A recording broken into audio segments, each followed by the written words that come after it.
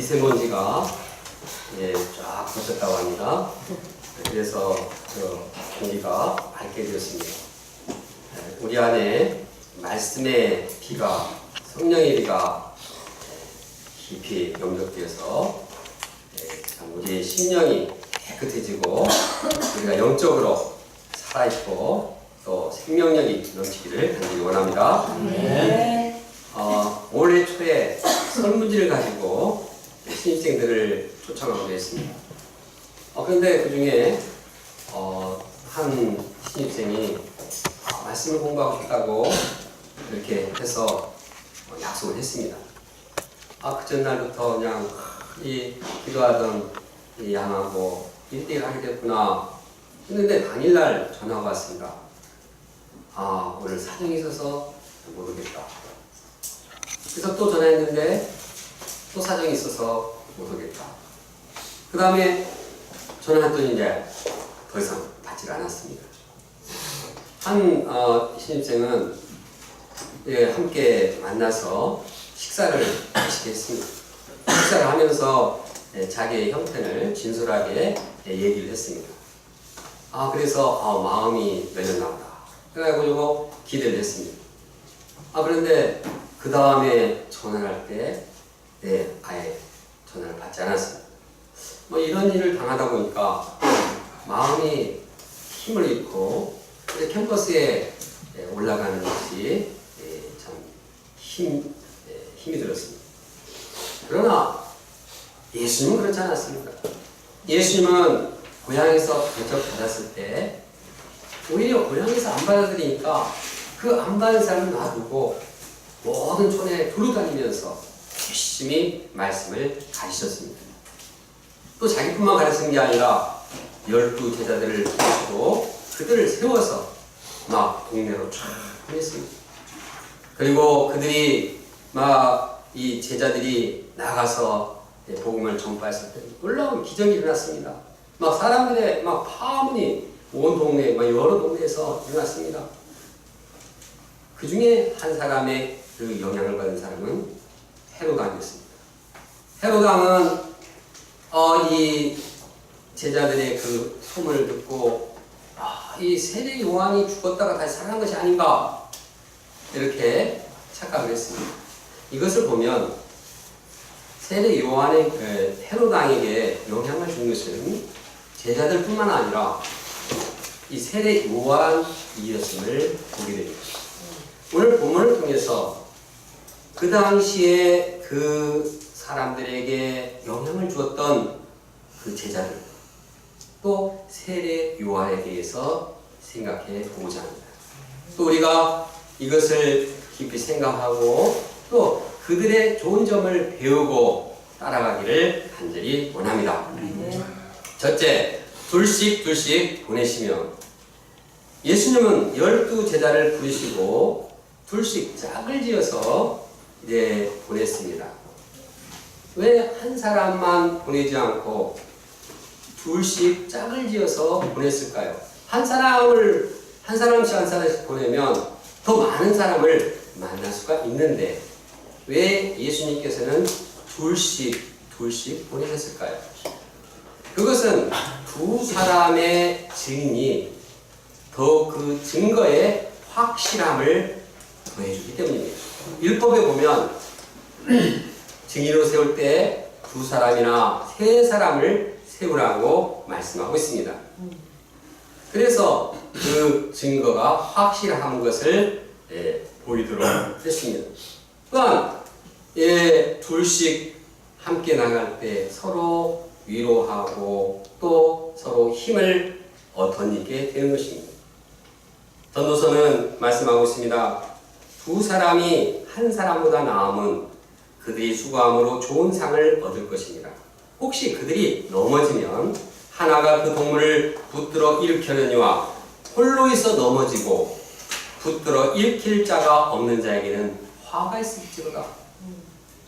한 사람이 하다가 지쳐서 넘어질 때 옆에서 위로해주고 일으켜주는 사람입니다. 위협을 당할 때 옆에서 보호해주는 사람이 있는 것이 이것이 더욱더 정말 복음 역사, 전도 역사를 효과적으로 감당하게 합니다. 또 이 제자들을 생각할 뿐만 아니라 하나님께서도 동역을 참으로 기뻐하시고 동역을 축복해 주시고 도우십니다. 예수님께서는 말씀하십니다. 너희 중에 두 사람이 땅에서 합심하여 무엇이든지 구하면 하늘에 계신 내 아버지께서 그들을 위하여 이루게 하시리라.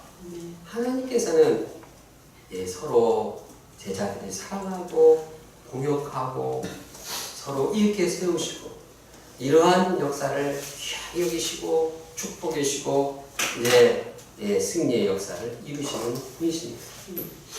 성경에 보면 이 두 사람이 동역해서 이 역사를 하나님의 역사를 이루는 예들이 많이 나옵니다. 바꿔 말해서 이 성경의 역사 또 흥왕한 하나님의 역사는 그 밑에 항상 동역의 역사가 기초하고 있습니다. 모세와 여호수아 동역했을 때 그 동역이 출애굽을 이루게 했습니다. 여호수아와 갈렙이 동역했을 때 가나안 정복을 이루었습니다. 사도 베드로와 요한이 그 동역했을 때 사도행전 성령의 역사의 기초가 되었습니다. 바울과 바나바가 동역했을 때 안디옥 교회의 성공적인 역사를 이루었습니다. 베드로와 마가 또 이 바울과 누가 이런 이 동역자가 있을 때 하나님께서 거기 축복하시고 놀라운 성령의 역사를 이루셨습니다. 우리 모임도 보면 고이사멜 선교사님과 대사라 선교사님이 서로 국적도 다르고 성도 다르지만 아름다운 동역을 이루어서 캠퍼드 제자양성 역사 또 세계 선교 역사를 흥왕하게 이루었습니다. 우리도 요즘 보면은 우리 다임 목자님하고 조찬은 목자님이 참 동역을 하니까 JBF, CBF 역사가 활성화되는 것을 보게 됩니다. 우리 주니어 목자님들이 서로 동역함으로써 아름다운 역사를 이뤄나길 간절히 소원합니다. 우리가 이 동역의 중요성을 잘 깨닫고 서로 동역하여서 하나님의 축복을 덧입는 하나님의 권능을 덧입는 공동체가 되기를 간절히 소원합니다. 그런데 예수님께서 둘씩 보내면서 그들에게 주신 것과 주지 않은 것이 있습니다. 먼저 예수님은 가져가게 한 것과 가져가지 말도록 한 것이 있습니다. 먼저 예수님께서는 그들에게 권능을 부어주셨습니다. 예수님은 그들을 이제 전도를 감당할 수 있도록 영적인 힘, 귀신을 내쫓는 권세를 주셨습니다. 이 권세로 인해서 그들이 이제 영적으로 승리하도록 도우신 것입니다.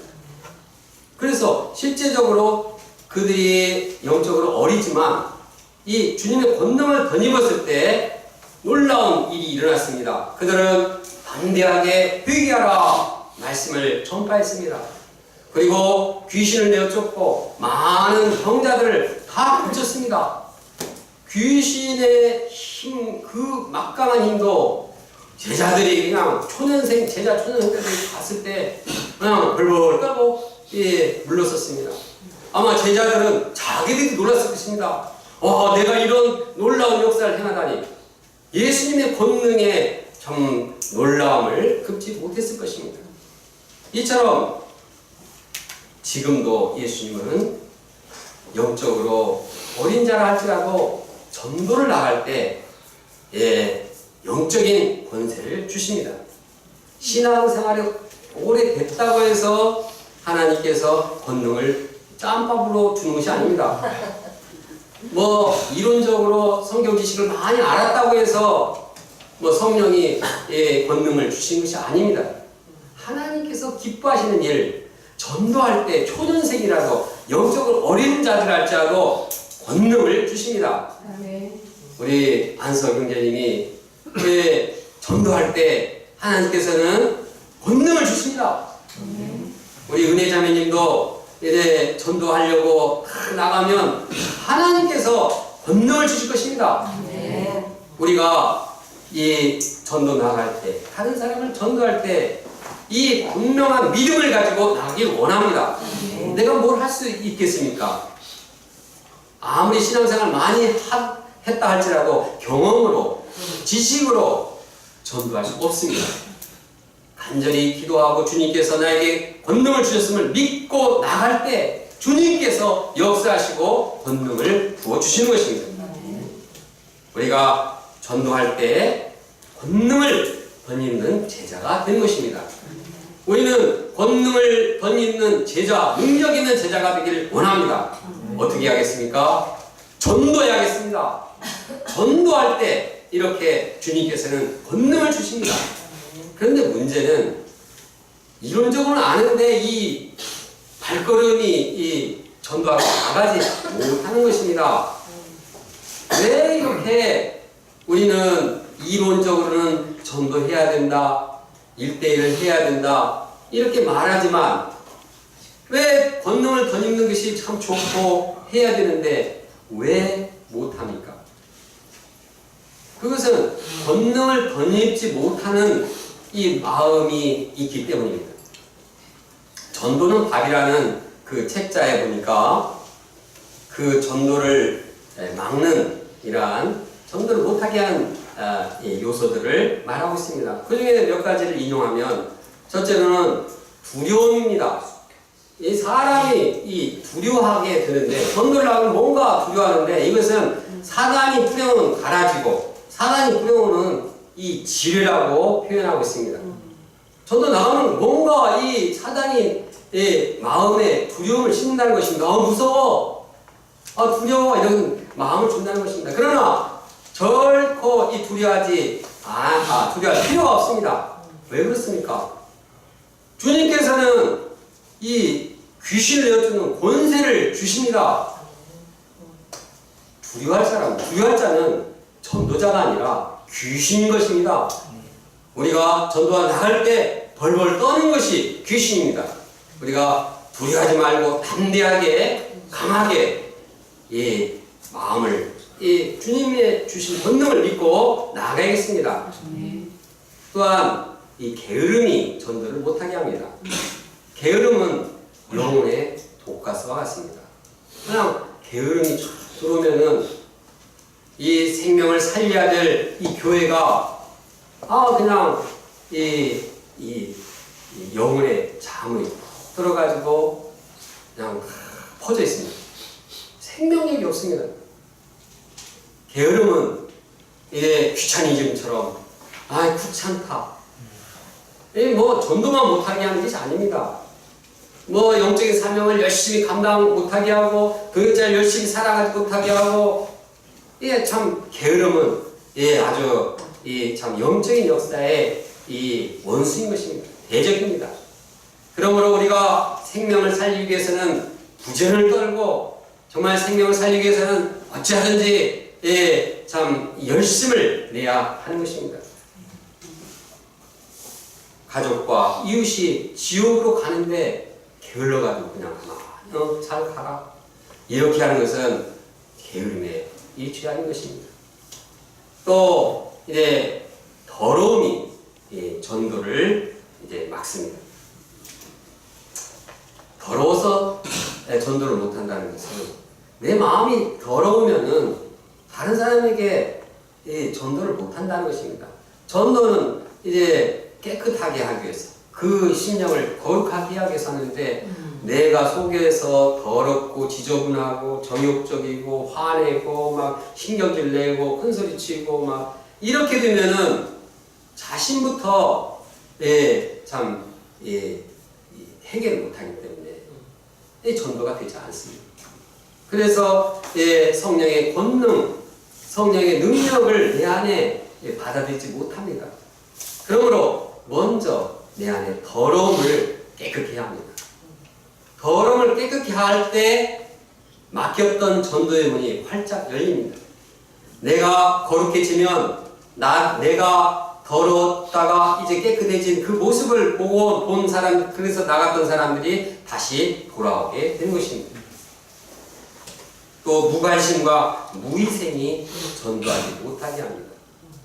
생명을 살리는 것은 애들을 양육하고 섬겨야지 살리는 것처럼, 그 희생이 필요한 것처럼 영적인 생명을 살리는 것도 정말 희생을 해야 됩니다. 시간도 희생하고 어쩔 때는 물질도 희생해야 되고 막 자기 취미도 포기를 해야 되고 그냥 어떤 모양이든지 살리기 위해서 이제 희생이 필요한 것입니다. 희생이 없는 생명 역사는 없습니다. 전도하려면 반드시 희생해야 합니다. 이상 언급한 내용 중에서 나에게 전도를 막는 요소가 없는지 살펴보기 원합니다. 만약 이러한 요소가 해결되지 않는다고 하면 우리는 전도를 나아가기가 힘든 것입니다. 나아가더라도 억지로 나가기 때문에 좋은 결과를 기대할 수가 없습니다. 그러므로 만약 이러한 요소가 발견된다면 우리는 철저히 회개해야 합니다.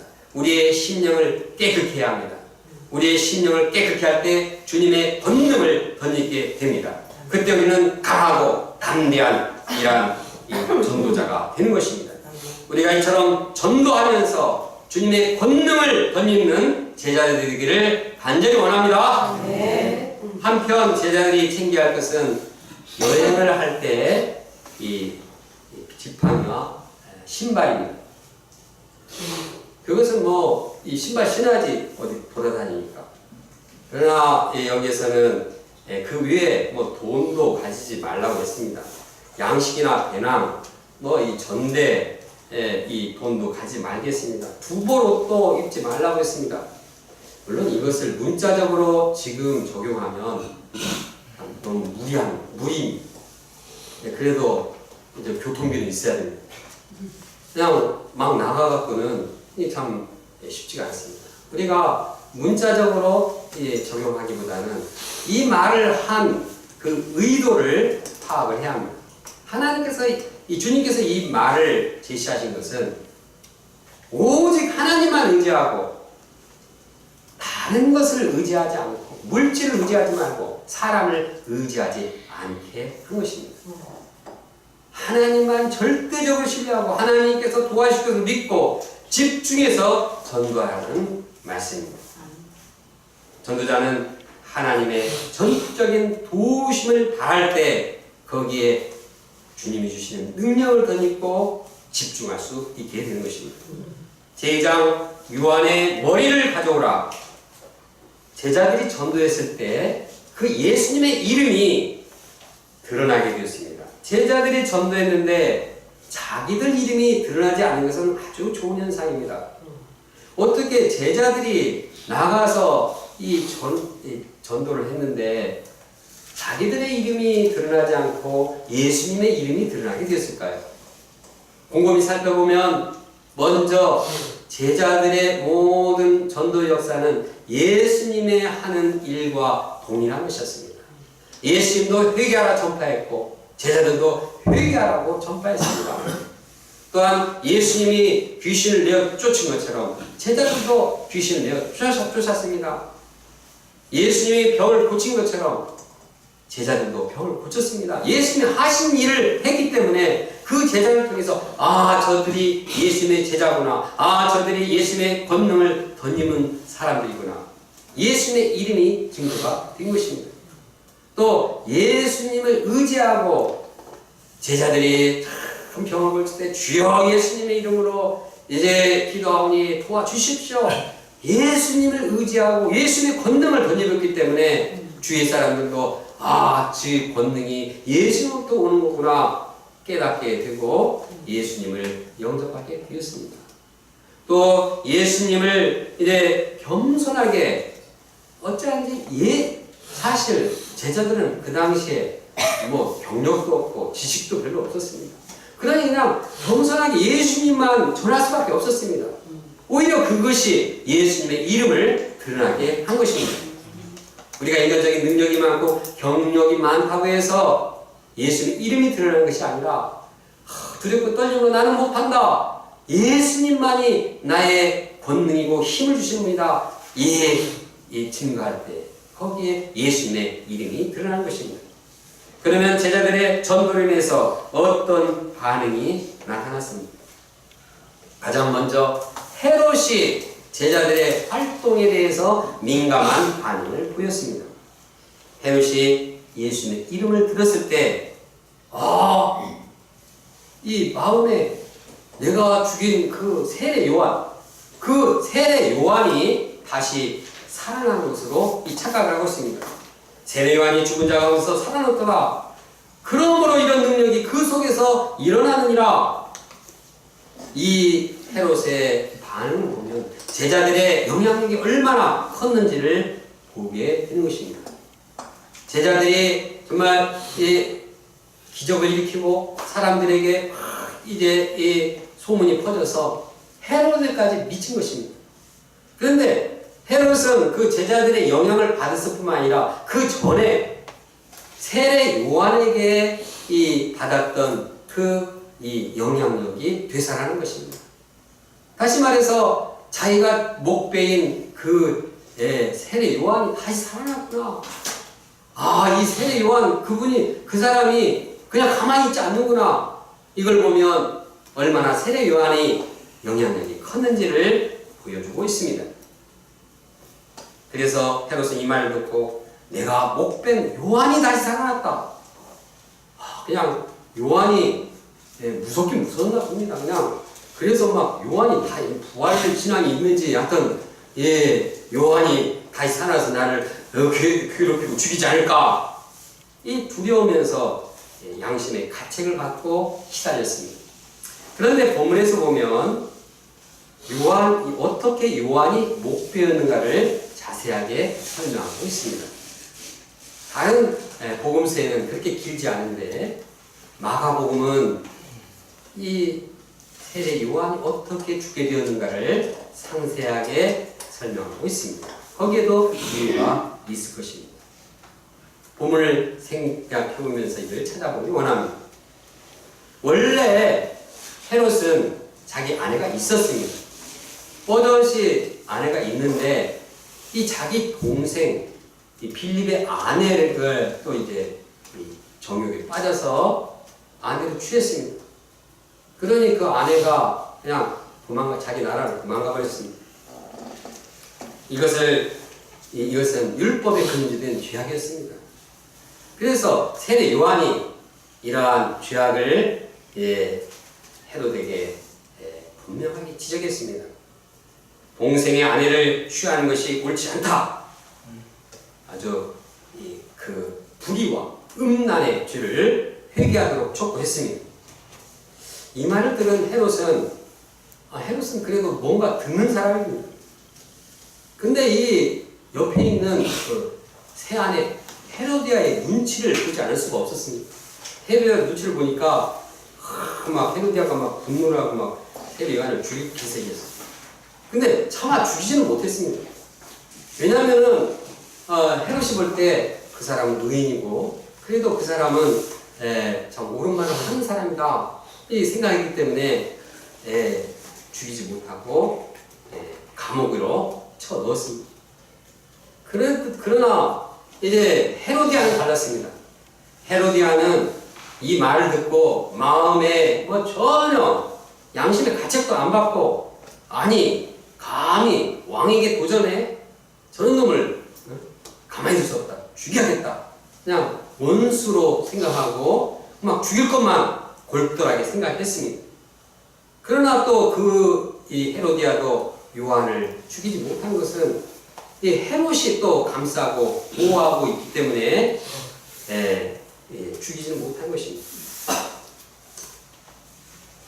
그러나 이 여인의 마음속에 있는 그 분노는 그냥 감옥에 넣은 것으로는 그치지 않았습니다. 크든지 죽일 기회를 찾았습니다. 그리고 그 날이 이제 헤롯의 생일날로 잡았습니다. 헤롯이 생일날 잔치를 베풀었습니다.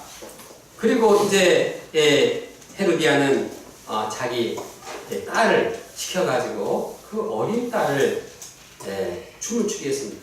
원래 이러한 궁에서 춤을 추는 무녀들은 아주 좀 낮은 이러한 그 신분의 사람들이었고 또 좀 현란한 그러한 춤을 추었다고 말하고 있습니다. 그런데 헤로디아는 이것을 그런 낮은 신분이 아닌 공주인데 이렇게 춤을 추게 해서 자기의 죽이려고 하는 의도를 가지고 공격한 것입니다.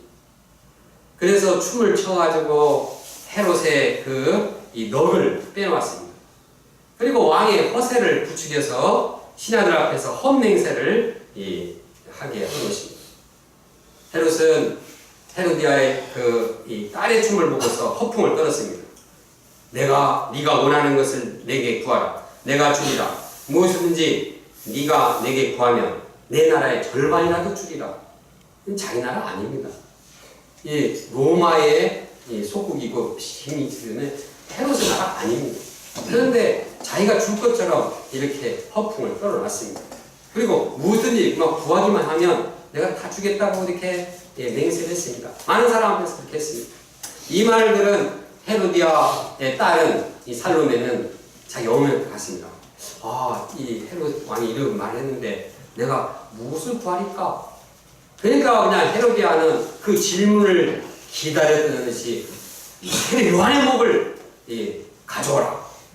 갖다 달라. 이렇게 답변을 했습니다. 그리고 이제 이 요구를 이제 헤롯이 들었는데 아주 심히 고민했습니다. 이 요한이 의로운 사람인데 이 죽이자니 또 마음에 걸리고 그렇다고 해서 죽이지 않자니 자기 체면이 말해놨는데 많은 사람 앞에서 말해놨는데 이렇게 그냥 죽이지 않을 수도 없는 그런 상황이었습니다. 결국 왕은 쉬병 하나를 보내서 요한의 머리를 가져오게 했습니다. 쉬병은 가서 요한을 목베어오고 헤로디아의 딸에게 주고 그 딸은 그 어미에게 주었습니다. 여기서 보면 헤로디아는 아주 헤롯보다 더 사악합니다. 그래도 헤롯은 세례 요한의 말을 듣고 양심의 가책이라도 받았는데 그리고 아주 괴로워했는데 헤로디아는 전혀 자신의 잘못을 받아들이지 않았습니다. 오히려 자신의 그 불의를 가지고 의로운 세례 요한을 제거했습니다. 그녀가 세례 요한을 죽인 거 보면 아주 간교하고 계획적입니다. 그녀는 헤롯 왕의 그 약점을 이용했습니다. 그녀는 자기 딸의 이 동원을 시켜서 춤을 추게 했습니다. 결국 음란하고 불의한 헤롯 그리고 더 사악한 헤로디아가 이제 세례 요한을 죽인 것입니다. 그것도 아주 잔인하게 목을 잘라서 소관에 담게 한 것입니다. 악인들의 장난거리로 의인이 죽임을 당했습니다. 악인들은 너무 잔인했고 의인의 죽임은 너무나 허무하게 보였습니다. 왜 이런 이 비참한 최후를 저자 마가는 보여주고 있을까요? 세례 요한의 죽음이 주는 의미는 과연 무엇일까요? 불의를 향해서 도전하는 세례 요한의 삶은 신자들에게 삶의 몸을 보여주고 있습니다. 요한은 생명을 내걸고 그 세상의 죄악에 도전했습니다. 지적했습니다. 그의 도전은 단지 헤롯 왕만을 향한 것이 아닙니다. 그는 모든 사람들의 죄악에 대해서 도전했습니다. 타협하지 않았습니다. 이것은 참으로 많은 수고와 많은 이 사람들로부터의 박해가 따랐습니다. 이 쓰레기 치우는 그 더러운 쓰레기 치우는 것도 얼마나 힘듭니까? 근데 마음에 이 숨겨있는 아주 정말 부패하고 더러운 죄악을 해결하기 위해서 도전해서 우리의 세력에 타협하지 않는다는 것은 정말 너무나 고난이 따르고 힘든 것이었습니다. 그러나 그는 끝까지 인생을 마칠 때까지 그 일을 감당했습니다. 세례 요한은 많은 인기가 있었습니다. 사람들이 막 메시아가 아닌가 할 정도로 사람들에게 인기가 있었습니다. 그때 그는 그 사람들의 인기에 영합해서 안일한 생활을 할 수도 있었고 부귀영화를 누릴 수도 있었습니다. 그러나 세례 요한은 일편단심 이 세상의 죄악을 타협하지 않고 도전하는 인생을 산 것입니다. 그러다가 결국 불의의 세력에 의해서 비참하게 죽임을 당했습니다. 세례 요한의 죽음은 예수님의 죽음의 예표입니다. 예수님 역시 세상 죄악에 도전하다가 죽는 인생을 살았습니다.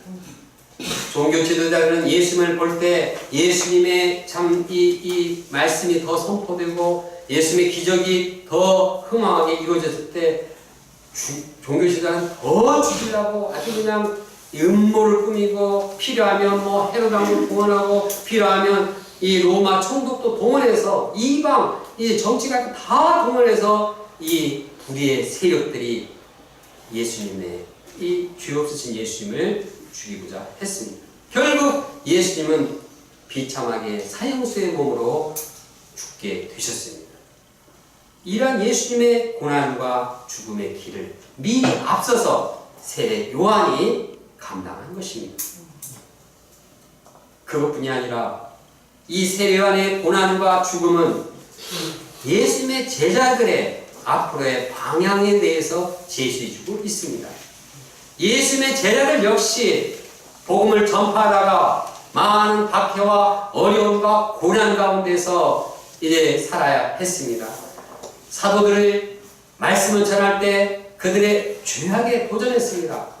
그때 어떤 사도는 이 돌에 맞아 죽었고 화형에 맞아 죽고 사자와 밥이 되었고 아주 비참한 치유를 맞이했습니다. 베드로는 로마에서 거꾸로 십자가에 거꾸로 다녀서 나는 이렇게 예수님은 옳게 이 십자가에 졌지만 나는 그럴 존재가 안 된다. 그래서 나를 거꾸로 내달라 죽게 하소서. 이렇게 해서 자신을 순교당했습니다. 야고보는 헤롯의 칼에 죽임을 당했습니다. 안드레 역시 러시아 쪽에 가서 처형을 당했습니다. 모든 이 제자들이 주님의 이 말씀을 전하다가 이렇게 순교의 최후를 마치게 되었습니다. 세례 요한의 죽음은 당시 고난받는 성도들이 어떤 삶을 살아야 하는지 보여주고 있습니다. 당시 로마 성도는 예수님의 이름으로 인해서 많은 핍박과 환난을 당해야 했습니다. 로마 이 황제 네로는 기독교를 핍박하고 로마를 기독교인들이 불태웠다 해가지고 그냥 다 뒤집어 씌워가지고 막 예수님 이름 부른 자는 다 죽여버렸습니다. 황제 숭배를 하지 않으면 사형을 당하는 그런 분위기였습니다. 이런 상황에서 성도들은 이 어려움 속에서 이러한 참 환난 속에서 어떻게 살아야 될 것인가 고민하지 않을 수 없었습니다. 그때 세례 요한의 죽음은 그들의 이 방향을 분명히 하게 했습니다. 요한의 죽음은 죄악과 타협하지 않는 삶의 본을 보여주었습니다. 그래서 성도들은 세례 요한의 그 본을 따라서 그 발자취를 따라서 살게 되었습니다. 마찬가지로 세례 요한의 죽음은 우리가 어떤 삶을 살아야 하는지 방향을 제시하고 있습니다. 그것은 세상의 죄악에 타협하지 않고 도전하는 삶을 사는 것입니다. 그래서 이 땅에 하나님 나라, 예수님의 나라를 건설해 나가는 것입니다. 과연 우리가 어떤 방향을 가지고 하루하루를 살아가고 있습니까? 세상 사람들처럼 출세해서 잘 먹고 잘 살다가 죽는 것을 소망하고 있습니까? 아니면 세례 요한처럼 세상의 죄악에 도전하며 순교를 각오하며 살고 있습니까? 우리가 예수님과 세례 요한과 사도들과 옛 성도들이 갔던 그 길, 죄악에 타협하지 않고 도전하는 그 길을 우리도 따라가기를 원합니다. 그래서 이 땅에서 말씀을 전함으로써 죄악의 세력을 물리치고 하나님 나라를 세워 나가기를 원합니다. 저는 세례 요한의 죽음을 묵상하면서 제 안에 세상의 영향을 많이 받고 있음을 발견하게 되었습니다. 제 안에 세상 가치관대로 살고자 하는 마음이 있었고, 죄악에 대한 도전하여서 마찬가지 철저하게 싸워서 물리치하겠다는 분명한 각오가 부족했습니다. 제가 이걸 회개하고 매일 매 순간 제 안에 있는 정과 욕심을 십자가에 못 박아 죽게 하겠습니다. 제가 세례요한과 같이 거룩한 삶을 살면서 죄악과 싸우는 인생을 살기를 원합니다.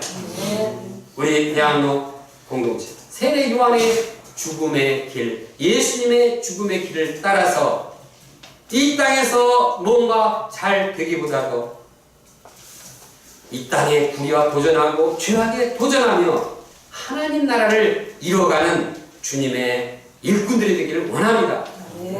우리가 열심히 공부도 하고 직장에서 열심히 일해야겠지만 우리의 궁극적인 방향은 이 땅의 불의의 세력을 도전하고 죄악을 도전해서 이 땅이 하나님의 나라로 건설되는 그 방향을 따라야겠습니다.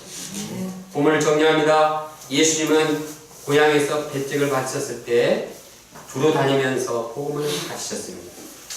제자들을 불러서 불씩 내보냈습니다.